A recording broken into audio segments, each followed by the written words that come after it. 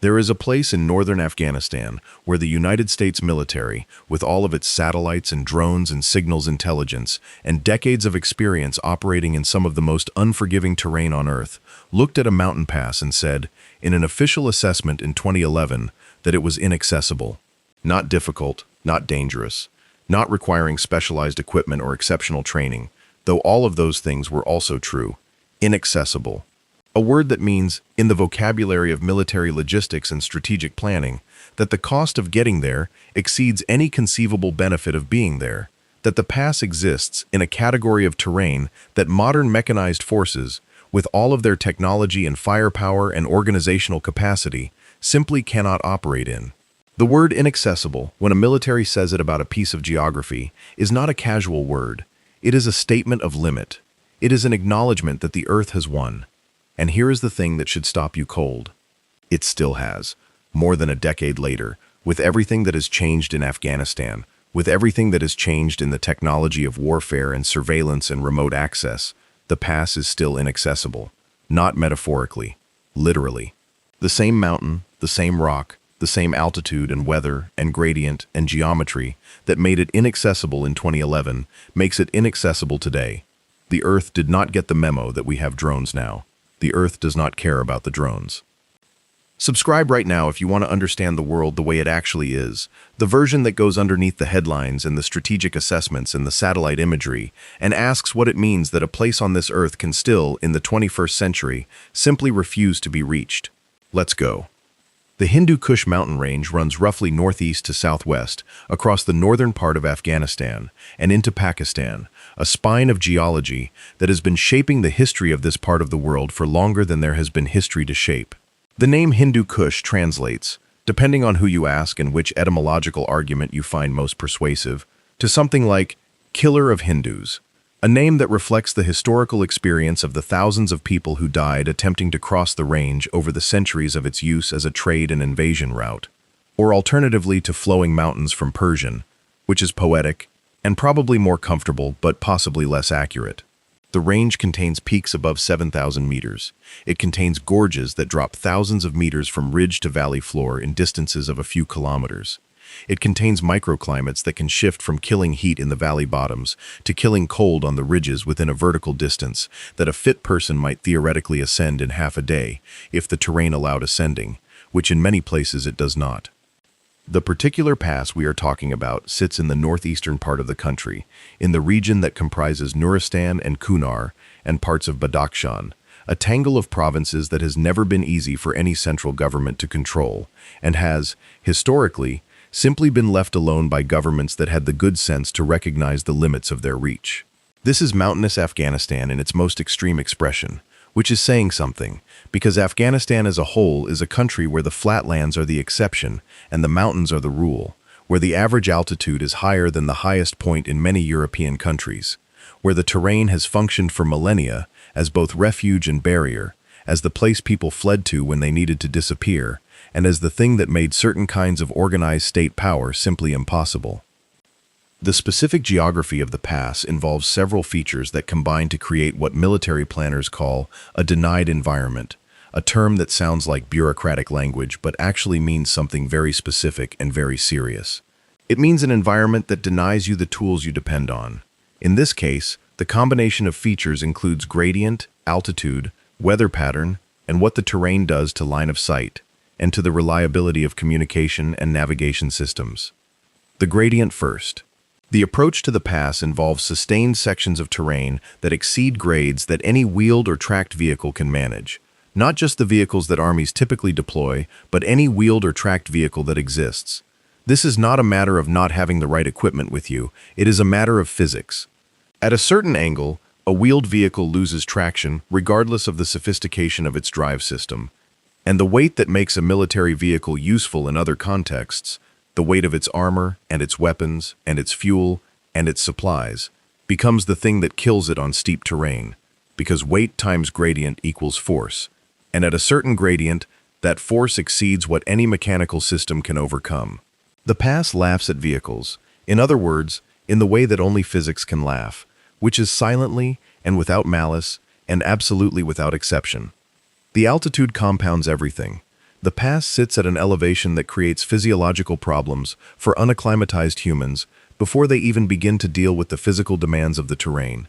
At high altitude, the partial pressure of oxygen in the air drops, meaning that each breath delivers less oxygen to the blood, meaning that the body's capacity for sustained physical effort drops significantly, meaning that the kind of effort required to move through this terrain, which is extreme even at sea level for a fit person carrying a heavy load, becomes even more extreme at altitude, because the body is working harder to do less.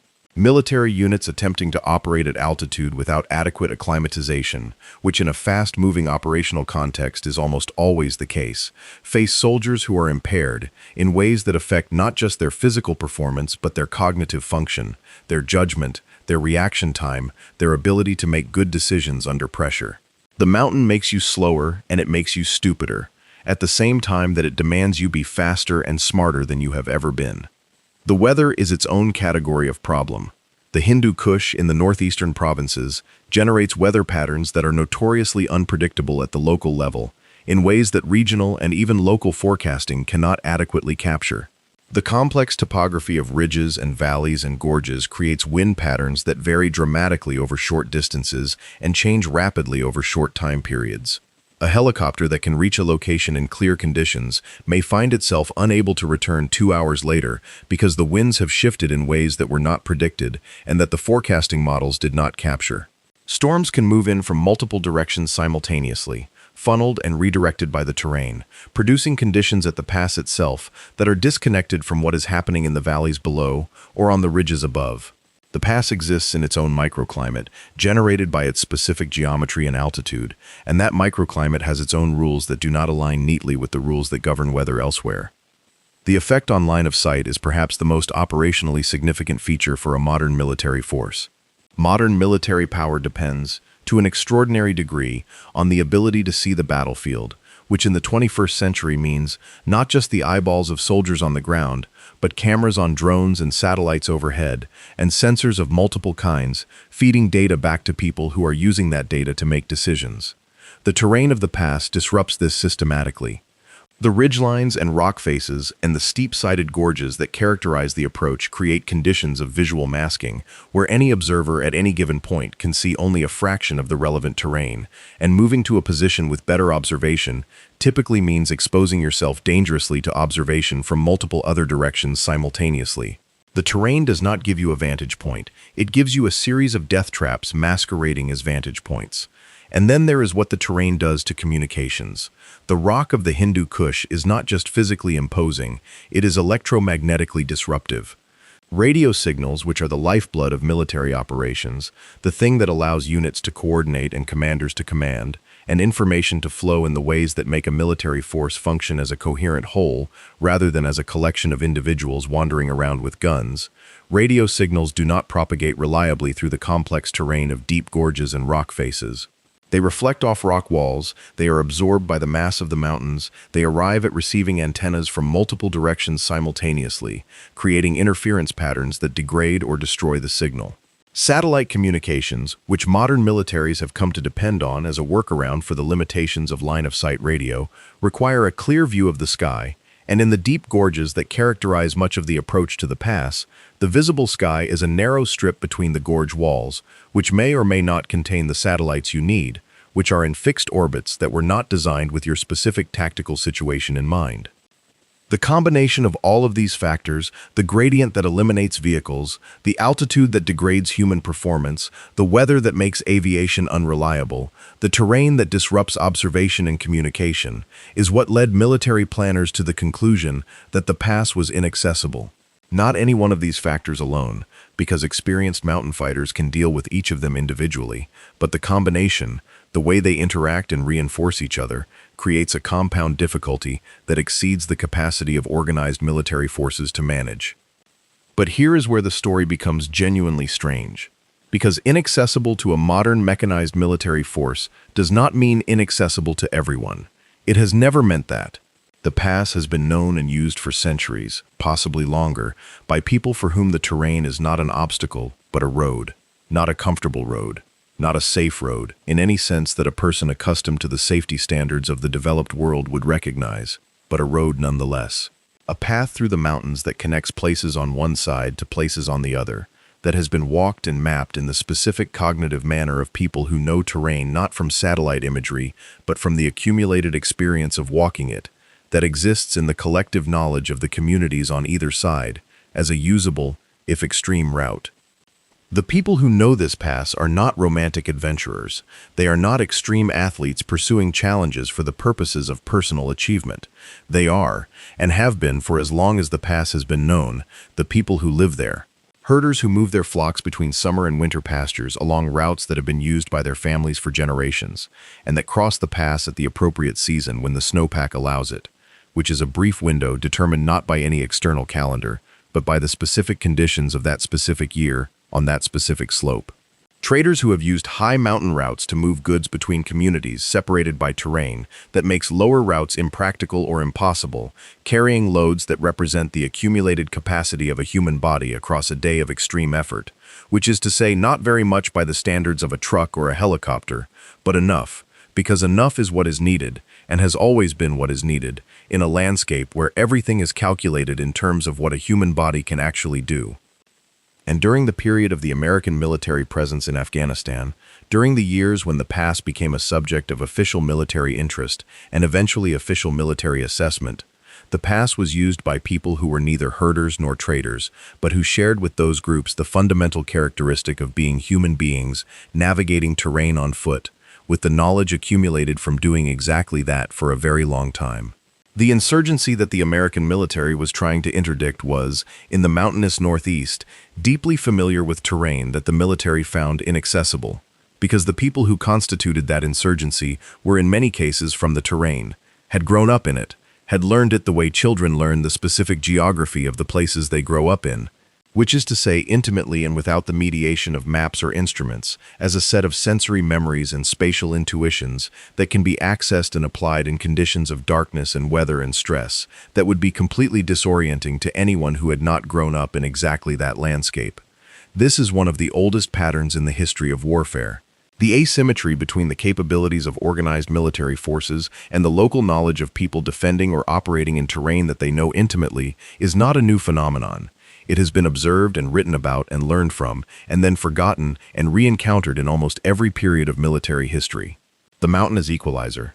The terrain as the great leveler that takes the advantages of technological sophistication, the better weapons, and the better communications, and the better logistics, and the aerial support, and either neutralizes them or turns them into liabilities, because the weight of the equipment becomes a burden on steep slopes.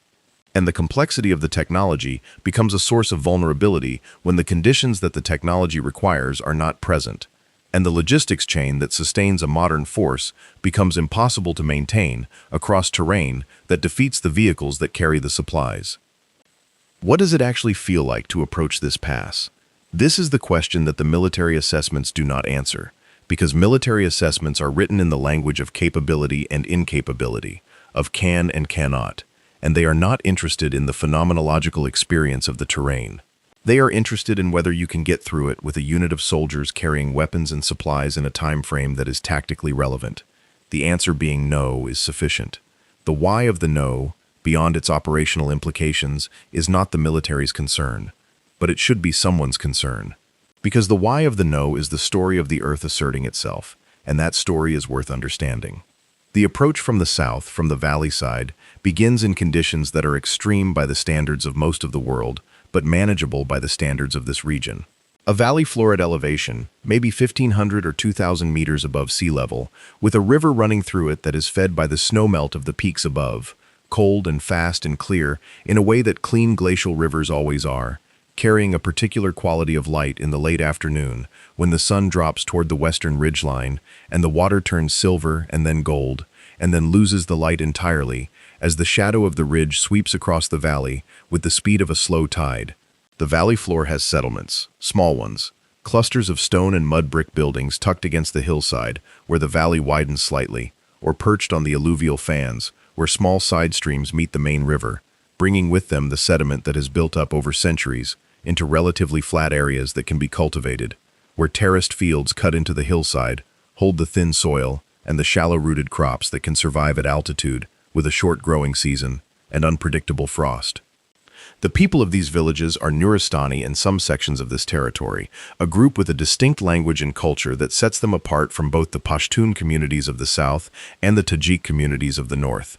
Speaking languages that belong to the Nuristani branch of the Indo-Iranian family, languages that carry within their grammar and vocabulary the evidence of an extraordinary isolation that allowed them to develop along their own lines, while the rest of the Indo-Iranian world was going in other directions.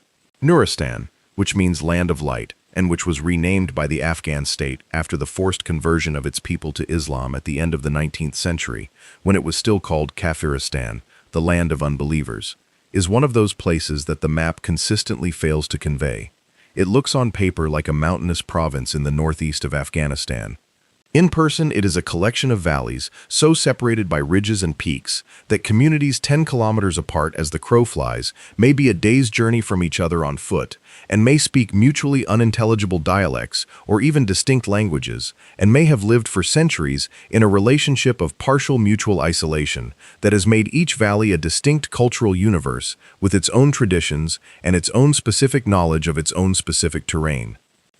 The Nuristani wooden architecture is one of the most striking visual facts of these valleys, and it is worth pausing on it because it tells you something important about where you are. In a landscape that is mostly rock and scree and sparse alpine vegetation above the tree line, the valleys support forests, and the forests support a tradition of woodworking that is elaborate and skilled in ways that surprise visitors who expect the harsh external landscape to be reflected in a Spartan interior culture. The carved wooden balconies and pillars and lintels of Nuristani houses, decorated with geometric patterns and sometimes with animal motifs, the crafted wooden furniture and storage containers and musical instruments, all of this suggests a community that has, within the constraints of a demanding environment, developed an aesthetic life that is rich and specific and deeply connected to the material at hand. The wood is the mountain's gift, and the Nuristani woodworkers have understood the gift and responded to it.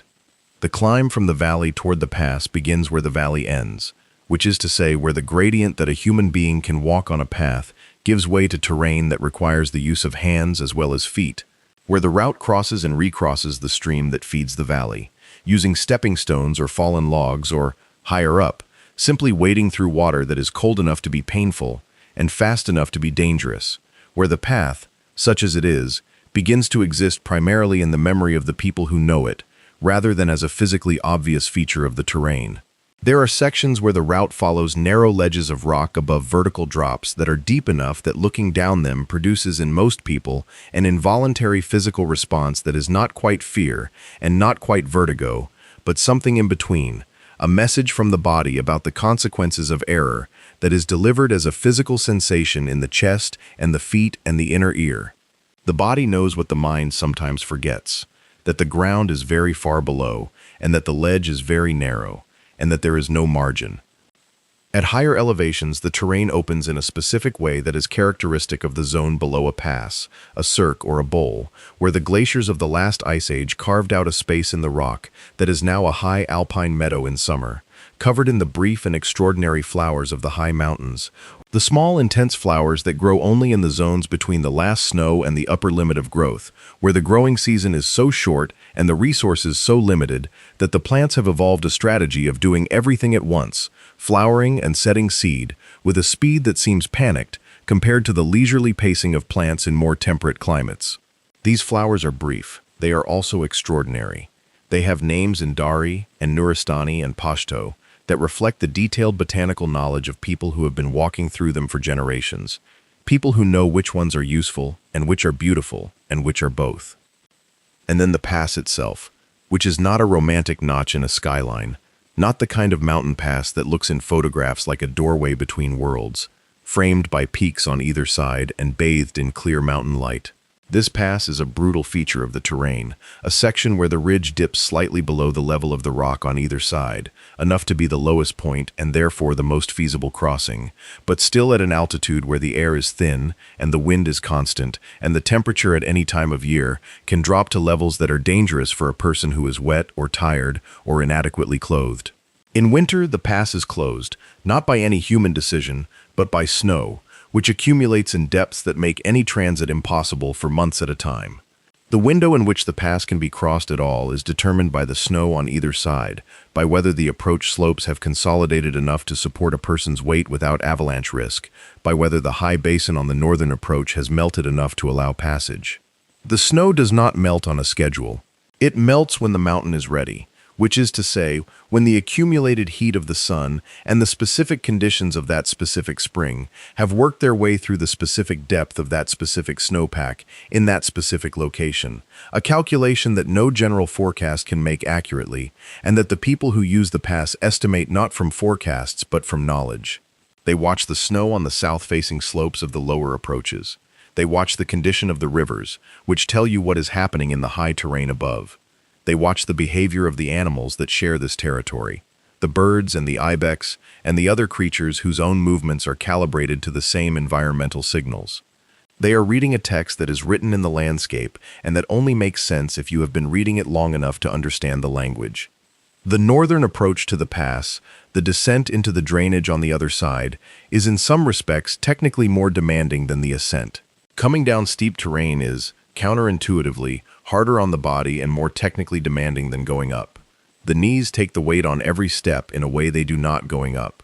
The loose scree and rock of the upper slopes shifts underfoot in ways that make each step a negotiation with the terrain rather than a committed movement. A series of small calculations about where to put your weight and for how long and what to grab if the footing gives way. A person who is tired, which anyone crossing this pass will be, has to find the discipline to remain careful on the descent, even as the body is arguing for speed, for getting down, for getting to the relatively gentler terrain of the valley below. The valley on the northern side connects to a different drainage, a different set of communities, a different administrative province, though the significance of administrative boundaries in a terrain this extreme is limited. The communities on either side of the pass are separated by the terrain and connected by the pass, which is to say they are connected only tenuously and intermittently, only when conditions allow, and only by the people with the knowledge and the capacity to make the crossing. Which means that the pass functions as both a border and a corridor, simultaneously limiting and enabling the movement that shapes the relationship between the people on either side. This dual function of extreme terrain as both barrier and route is one of the most important and least appreciated facts about mountain geography. Mountains stop armies. They stop roads and railways and the infrastructure of modern states. They stop the administrative reach of central governments and the surveillance of empires. But they do not stop people who know them. They do not stop the movement of goods and information and genes and ideas along routes that have been established over centuries. Routes that exist not in any official geography, but in the specific knowledge of the communities that use them. The Hindu Kush is not just a barrier. It has always also been a corridor, specifically for the people whose knowledge is calibrated to its specific demands. The history of the northeastern region of Afghanistan, specifically the mountain zones of Nuristan and Kunar and Badakhshan, is a history shaped by this dual nature of the terrain more profoundly than almost any other single factor. The Greeks came through here, or some of them did, with Alexander, moving through the Hindu Kush in a campaign that his logistics advisors must have found genuinely terrifying, pushing an army across passes that even then were recognized as extreme, suffering the losses that extreme terrain always extracts from organized military forces, and arriving on the other side in a state of depletion that the subsequent campaigns had to account for. The Kushans built their empire across this terrain and made the passes part of a trade network that carried silk and spices and religious ideas and art styles between India and Central Asia and ultimately China and Rome. The Timurids understood the strategic significance of controlling, or at least monitoring, the mountain routes, and devoted significant administrative attention to the question of what was moving through them and who was moving it. The British, during the period of the Great Game, that extraordinary decades-long strategic competition between the British and Russian empires for influence in Central Asia, commissioned surveys and intelligence assessments of the mountain passes of the Hindu Kush with a thoroughness that reflected how important they understood the terrain to be. The mountain passes were the strategic geography of the region. Control of the passes, or at least knowledge of what was happening in them, was a central preoccupation of the intelligence services of both empires. The Russians were doing the same thing from their side, pushing surveyors and military officers into the mountain zones with the explicit mission of understanding the terrain well enough to either use it or deny it to their rivals. What both empires discovered, and what each subsequent generation of outside powers operating in this region has had to rediscover, is that the mountain terrain of northeastern Afghanistan resists systematic understanding by outside observers in ways that go deeper than the obvious physical difficulties of survey. The terrain is not just physically demanding, it is epistemologically challenging. It does not yield to the methods of understanding that work in more accessible places. The satellite imagery shows you the shape of the terrain from above. It does not show you what it is like to be in it. The maps show you the contour lines. They do not show you which sections of the route are stable and which are prone to rockfall, which stream crossings are manageable and which are dangerous, where the weather typically comes from and how fast it can change, where the footing is reliable and where it will betray you. That knowledge exists only in the people who have been there. And the people who have been there are, with very few exceptions, the people who live there. This epistemological asymmetry, this gap between what can be known from the outside, using the tools of remote sensing and systematic survey, and what is known by the people whose knowledge comes from living in the place, is one of the structural features of the conflict in northeastern Afghanistan that never received adequate attention in the public accounts of that conflict. The discussion focused on the physical difficulty of the terrain, the steep slopes and the thin air, and the bad weather, and treated those as the primary source of the military challenge. And they were primary sources of the military challenge. But underneath them was a knowledge problem that was in some ways more fundamental. The people who were operating in that terrain with the greatest effectiveness were operating with a form of knowledge, specific, local, accumulated, embodied, that no amount of technological sophistication can substitute for, and that cannot be acquired from the outside in a time frame that is operationally relevant. You cannot learn a mountain in a deployment. You can learn about it, you can gather information and develop a model and improve your understanding over time. But to know a mountain the way the people who live in it know it is the work of a lifetime, and in most cases, the work of many lifetimes accumulated in a community's shared memory and passed on through the specific education of growing up in that place. The knowledge of which route to take in which conditions, of where to shelter when a storm comes in, of how to read the snow to assess avalanche risk, of where the water is in late summer when the snowmelt has peaked and the streams have dropped. This knowledge is not taught in classrooms and not written in field manuals. It is lived. It exists in the body of the person who grew up making exactly these assessments, in exactly this terrain, in exactly this range of conditions, because the consequences of getting them wrong were immediate and personal and sometimes fatal. The communities of northeastern Afghanistan have been acquiring and transmitting this knowledge for a very long time.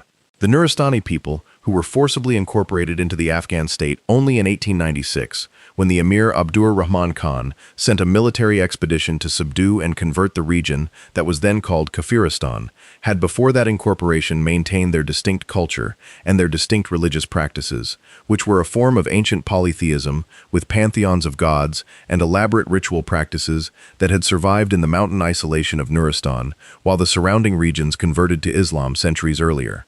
The isolation of the terrain is what made this possible. The same terrain that made military access difficult made cultural preservation possible, allowed a religious and cultural tradition to persist in the mountain fastness of Kafiristan long after similar traditions elsewhere had been absorbed or extinguished. The conversion, when it came, was violent and rapid, and transformed the surface culture of the region in ways that the deeper structures of the culture were slower to follow. The wood-carving traditions continued, the social structures of the villages, the councils of elders, the specific forms of dispute resolution and resource management. These were slower to change than the religious practice that was imposed from outside. The relationship to the terrain, the specific knowledge of the mountains, this did not change at all, because the mountains did not change and the necessity of knowing them remained exactly what it had always been. The villages that exist in the valleys on either side of the Inaccessible Pass are, in this sense, carrying something that the modern world consistently undervalues: the accumulated knowledge of how to live in a specific extreme environment over a very long period of time. Not to conquer the environment, not to transform it, to live in it, on terms that the environment sets, with adaptations that have been worked out through a very long process of trial and error, in which the errors were sometimes fatal and the trials were sometimes extraordinary. The agriculture of these high mountain valleys is a study in adaptation.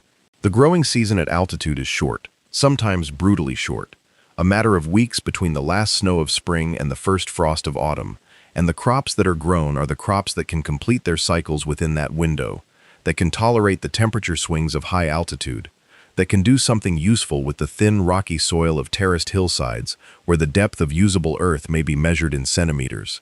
Wheat and barley in the lower zones. Varieties that have been selected over generations for early maturity and cold tolerance. Varieties that you will not find in any commercial seed catalog because they exist only in the specific gene banks of the communities that develop them, stored not in a laboratory freezer, but in the seeds saved from each harvest and planted in the next growing season, carried in the agricultural knowledge of the farmers who have been growing them. These are living varieties, adapted to this specific altitude and this specific soil and this specific climate, and they carry within their genetics the record of that adaptation, the accumulated selection pressure of centuries of farming in a specific and demanding place. The livestock management of the high mountain communities is similarly calibrated to the specific demands of the terrain. The movement of flocks between valley winter pastures and high summer pastures, following the snowmelt upward through the spring and retreating ahead of it in the autumn, is not a simple transhumance pattern of the kind that can be described in a few sentences.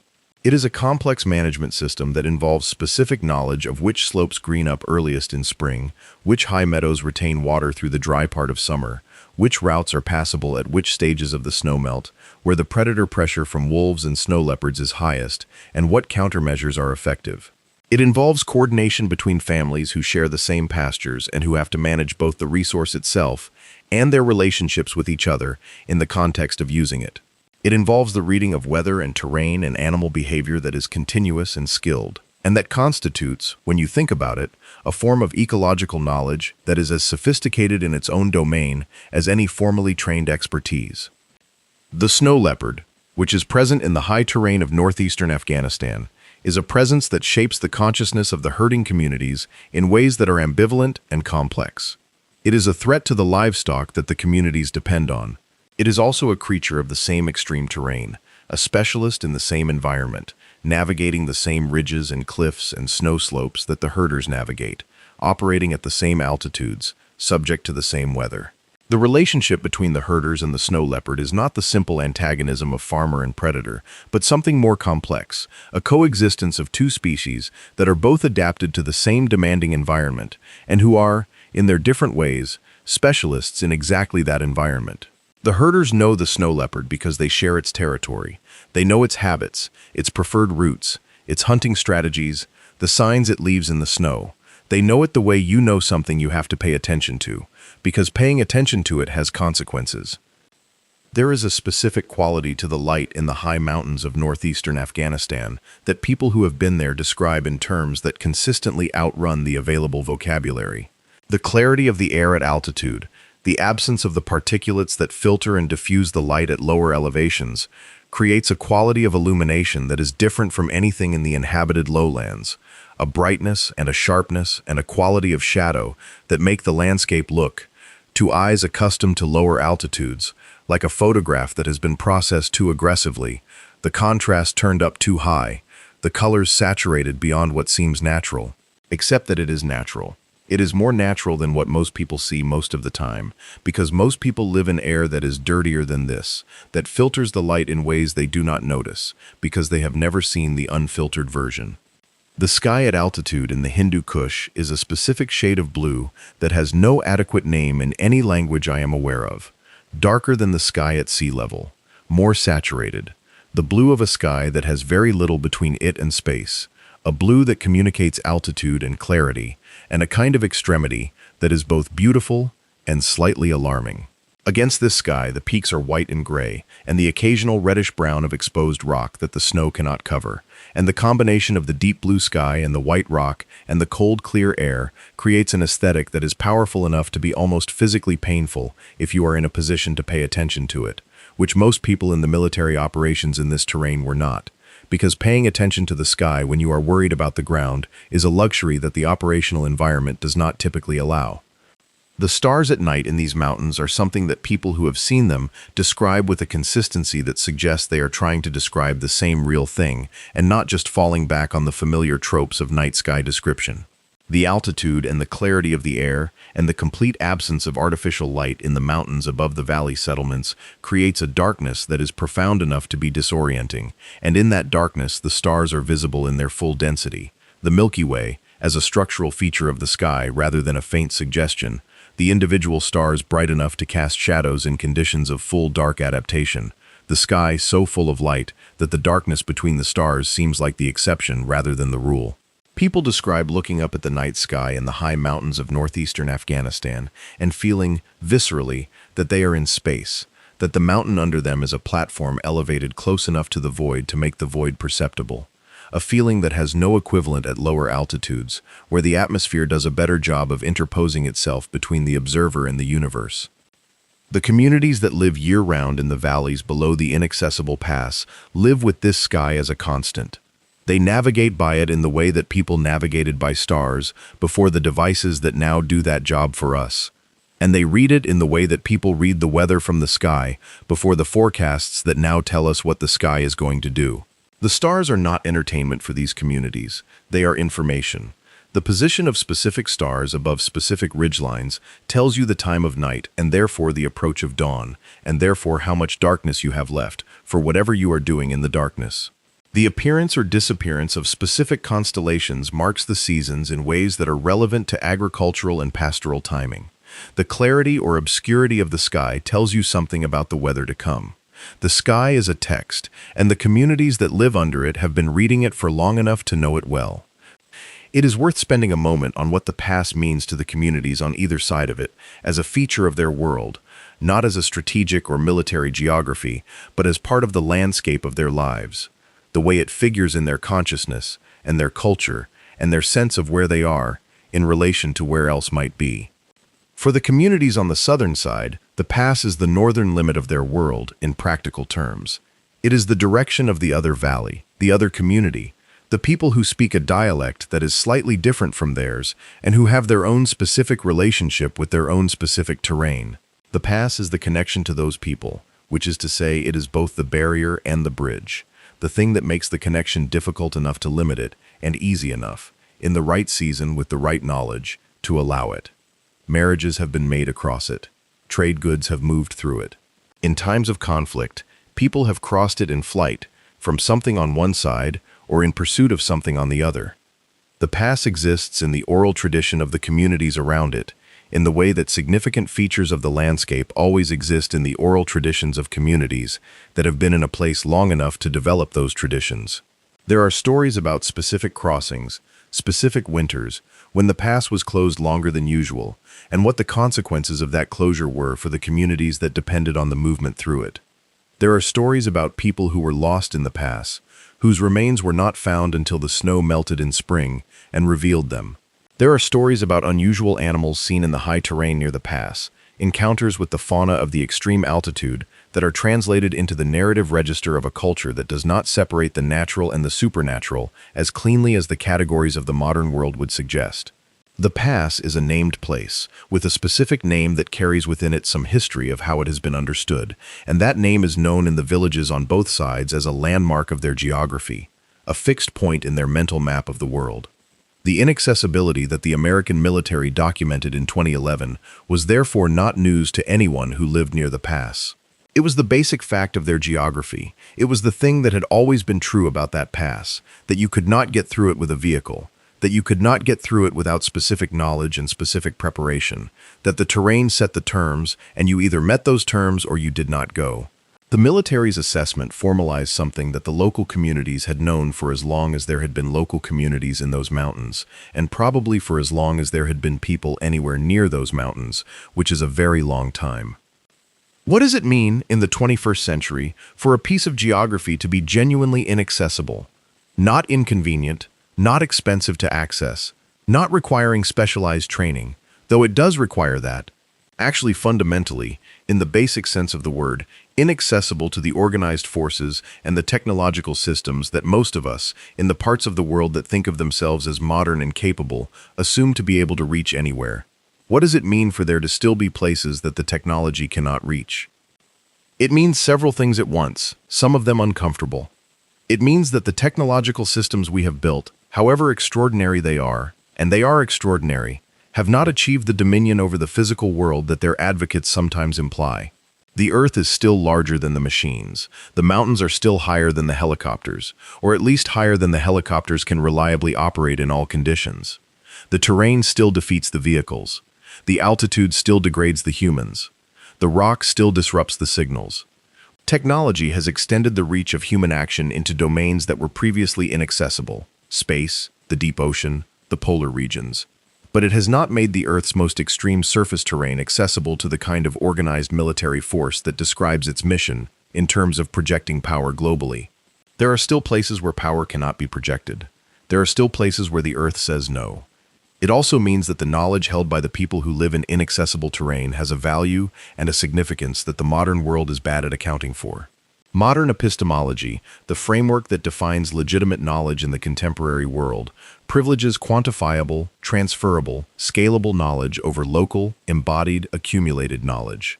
It prefers the kind of knowledge that can be put in a database and accessed anywhere, over the kind of knowledge that exists only in the body and the memory of a person who grew up in a specific place, doing specific things. It prefers the map to the experience of the terrain, the forecast to the reading of the sky, the satellite image to the knowledge of what the snow does on that slope in that month in a year with that much winter precipitation. But in the terrain of the inaccessible pass, the knowledge that matters is exactly the kind that the modern world undervalues. The accumulated, embodied, specific knowledge of a people who have been in these mountains long enough to know them, the way you know the body of someone you have spent decades paying attention to. Every scar and every habit and every tendency, and every specific way it responds to specific conditions. This knowledge is not in any database.